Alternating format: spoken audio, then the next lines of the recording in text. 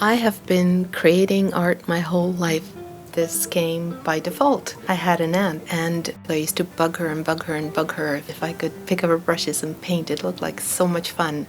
It's been a lifetime of painting under, with, and for my aunt. When she was very old and it became obvious to her that Parkinson's wouldn't let her paint anymore, she gave me her easels and her brushes and paints, and I'm still using her brushes and her paints and her easels.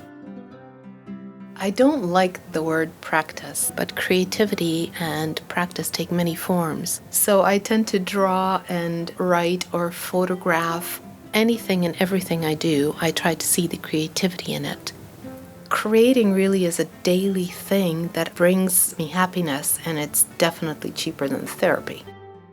Practice is incredibly important to expand your horizons, to see what you can do and to go beyond your little static universe. And I always think somebody out there has done it. Somebody has figured out how to do it. So how hard can it be?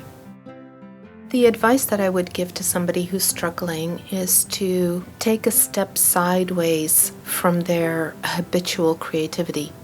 I know when I paint on small ephemera, I have a really hard time moving on to big canvases after that. I sort of feel like Alice in Wonderland, and I start closing up like a telescope into smaller and smaller things.